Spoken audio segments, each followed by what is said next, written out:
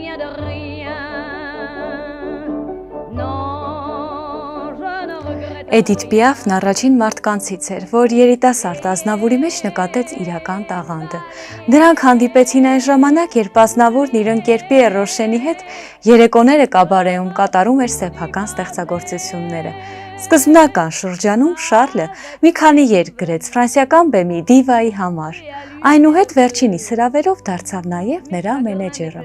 Այս արդյունավետ ու ստեղծագործ համագործակցությունը շուտով վերածվեց ամուր կապվածության և մտերմության։ Ջերմընդունելություն գտնելով Պիաֆի ընկերների շրջանում, Ազնավուրը կարողացավ իր ուրույն տեղը գտնել ի հեճուկս բոլոր քննադատների,